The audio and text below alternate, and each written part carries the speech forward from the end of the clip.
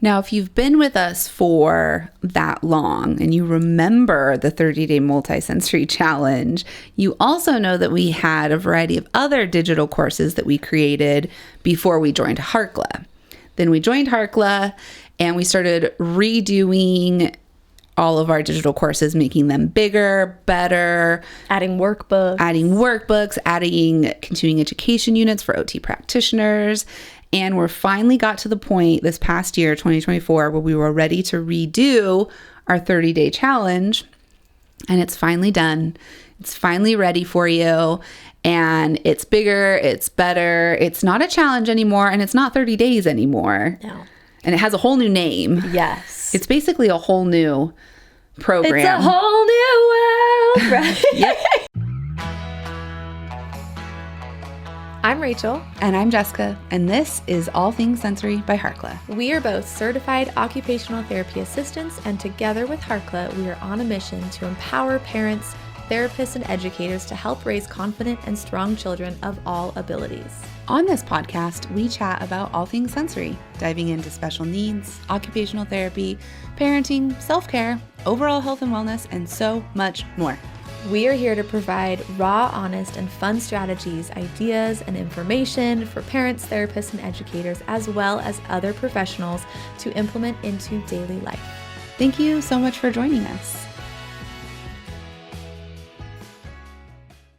Hello. Welcome back to All Things Sensory by Harkla. We're so happy to have you here today. I'm Rachel. And I'm Jessica. And today we are going to talk about our brand new program that is finally live. Oh my goodness. Okay, we're going to give you a little background. We're going to go down memory lane. Many years ago, as Jessica informed me, we created a 30-day multisensory processing challenge. Mm-hmm. This was like 2018, 19. It was an email challenge. It was before we joined Harkla. Did we do it via email? It was via email. Wow.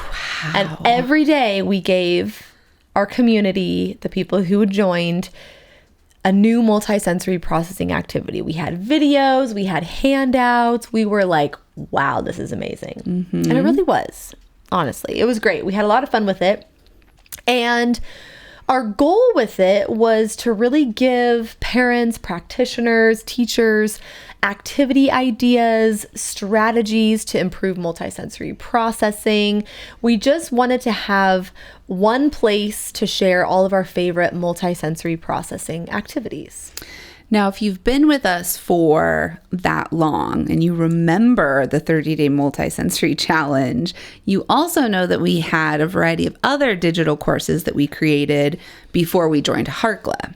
Then we joined Harkla and we started redoing all of our digital courses, making them bigger, better, adding workbooks, adding continuing education units for OT practitioners. And we're finally got to the point this past year, 2024, where we were ready to redo our 30-day challenge. And it's finally done. It's finally ready for you. And it's bigger, it's better. It's not a challenge anymore, and it's not 30 days anymore. No. And it has a whole new name. Yes. It's basically a whole new program. It's a whole new world, right? Yep. But with the same goal in mind, yes. The same idea of using the metronome to improve a variety of areas, specifically for children ages 6 and up. We kind of had to find an age range for this program and decided that 6 years and up would be kind of the sweet spot. Also, yes. Knowing that all of these activities are going to be really great for older children, teenagers, and adults. Mm-hmm. Yep. So the program, the rebranded program, we're calling it A Balanced Brain, a multisensory program for learning and focus. Now, instead of it being a 30-day program, it is now a 10-week program. And we have it specifically outlined to include about 3 activities each week. Now, we have a goal for 3 activities each week, but if your child or a client that you're working with, if they're not mastering the activity, we don't want you to move on to the next one. So it's kind of a sequence of skill building before moving on. So it might take you longer than 10 weeks, and that is perfectly fine. Yeah, and the activities start pretty simple. I think activity number 1 is just clapping on the beats of the metronome at 60 beats per minute.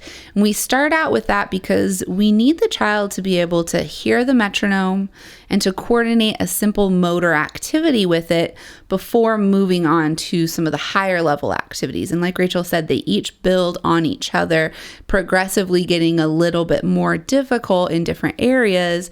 So mastering that first activity is going to be the key. Yep. Now, with each activity, we have level ups and we have level downs. So we've got the original activity, which is, clapping with the beat of the metronome. And then we have a level up to make it a little bit more challenging to work on some additional skills. And then we have a level down, or we have multiple as well. Every activity is unique. So maybe we have a level down on clapping with the beat of the metronome, and we're just helping the child clap, and we're giving them that motor feedback of what it should feel like to clap with the beat of the metronome. So most all of our activities do have at least one level up and at least one level down. So those aren't specifically required to complete the program. They're just there as modifications, because that's a common question that we're asked is, how do I help a child who, has limited verbal communication do some of these activities? Or how do I help a child if they're just not quite ready to do this specific skill? Well, we've graded it down a little bit. As therapists, that's what we're trained to do. So we've included those level ups and those level downs to just make the program more successful for you. Yeah. And I think because another question we get is, if my child can't follow instructions, if my child isn't able to copy my movements, we get that question a lot in our primitive reflex digital course. For this program, your child will need to be able to follow those simple instructions. They will need to be able to hear the metronome and understand kind of what it means and what they're supposed to be doing for it. So this program isn't built for everyone. It's built for children who can follow those instructions.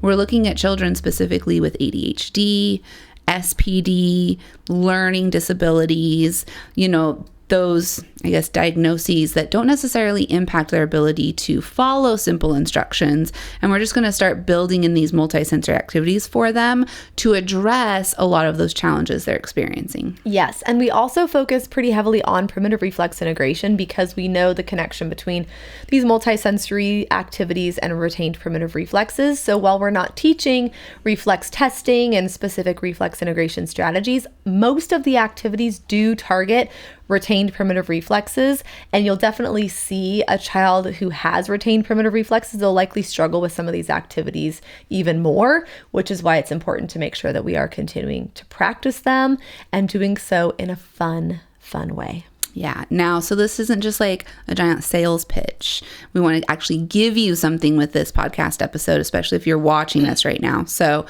we're going to give you 3 activities from the course that you can try today. Try them out, see how they go with your child, with your clients. If you are working in the schools, this would be great to use with your students, with the entire class, with a specific student. But we'll give you 3 of the activities from the program as kind of like a sneak peek. So the first one is doing cross crawls with the metronome. So you think about a cross crawl, we're touching our opposite elbow to our opposite knee, and we're kind of balancing on one foot each time. So we have that balance component, and we have the crossing midline component as well. So you'll turn the metronome on, maybe start at 60 beats per minute, and you're going to tap the opposite elbow to opposite knee with that beat of the metronome. You could add a, cognitive task. You could say the alphabet while you're doing that. You could speed up the metronome to 120 beats per minute and tap on every other beat. You could spell the child's name or have the child spell their name with the metronome. And then if those elbows to knees are a little bit too challenging, then you can do hand to opposite knee as well. You can add stickers to the hands to make it a little bit easier to visually see which hand to cross where. So there's like 4 modifications for one activity there for you. There you go. The next one is Superman behind the back ball pass with the metronome. That's a mouthful. Break it down. So you're going to have your child get into the Superman position, laying on their stomach. Their arms and legs are out straight, and they're going to lift their arms and legs up against gravity and their head so that they're in that Superman prone extension position against gravity. They're going to have a ball, like a tennis ball or a racquetball, in one hand. You could also use a beanbag if you want. And on every beat of the metronome, at either 60 beats or 40, you can slow this one down so it's a little bit slower, they're going to pass the ball behind their back to their other hand and then back to their other starting hand in front of them. So they're going in like a circle around their body, again, trying to keep their arms and their legs up against gravity while they do this. This activity specifically targets the Landau and the TLR, and even the ATNR. Even though we're not getting a lot of head position changes, we're keeping our head forward, we're getting those arm movements, which oftentimes will activate that ATNR. So we're working on some primitive reflexes, some strength. We're doing this with the metronomes. We've got the auditory processing, coordination, bilateral integration. It's a really good one. Yes. Okay, and the last one we're going to give you is another one of my favorites. We are going to be on our hands and our knees in a crawling position, and we're really going to target the ATNR with this activity. So we're going to put 2 visual charts. These are charts that you could make. You could write random letters from left to right on an entire page. You could do colored dots. So we include all of the handouts in our program, but you could just make your own if you want to. So you could do colored dots, you could do numbers, you could do letters.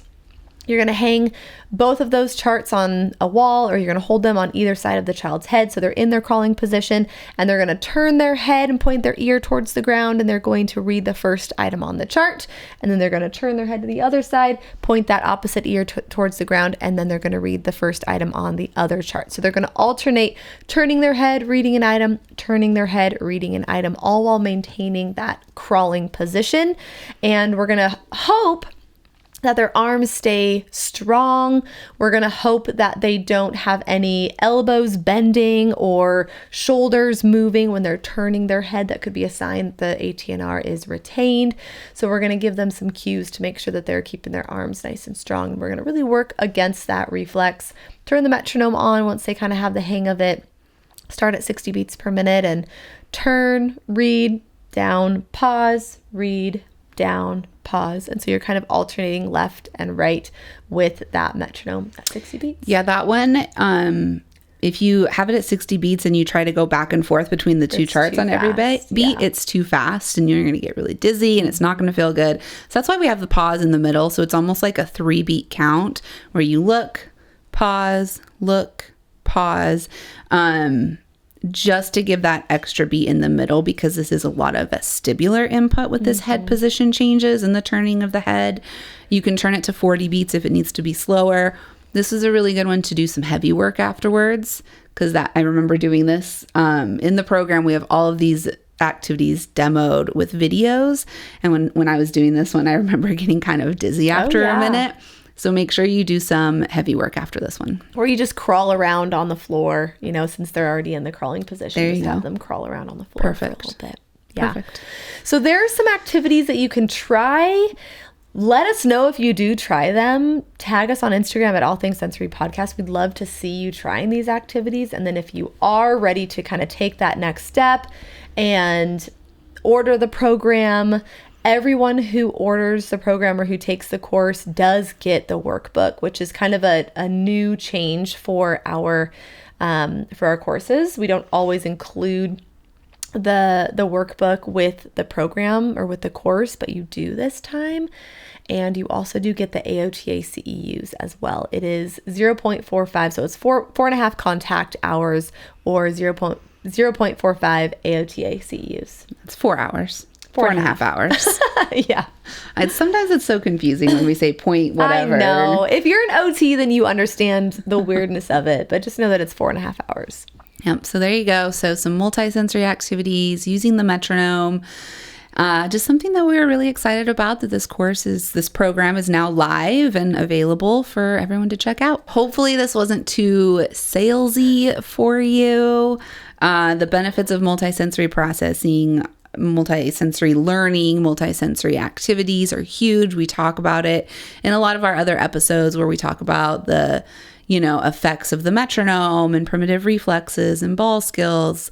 And so this program is just a combination of all the things we love to do. And hopefully it wasn't too salesy. You said, honestly, I hope it's not too salesy. I'm like, it should be salesy because this is a great program. Everyone needs it. You need to buy it. Go buy it now. But this isn't like a sales video. This is our podcast. So that's why we wanted to give you some of the activities from it. Some like tangible things to go do when you're done listening or watching if you're watching us on YouTube. A tangible thing to go do right now is to go buy the program. Oh, there you go. That's what you should do. Okay, great. Okay, great. Have fun with that. Let us know if you do order it, though. Let us know. Tag us, especially when you get the workbook in hand, so everyone can see just the magical beauty of having it in front of you, to see the pictures, to see the activities, to keep track, to use the handouts, make copies of the handouts so you can laminate them and have them available to use with your clients or with your kiddos. So just tag us and let us know. We'd love to see it. Okay, great. We'll be back next week with a regular podcast episode. Okay, bye. Hopefully. Thank you so much for listening to All Things Sensory by Harkla.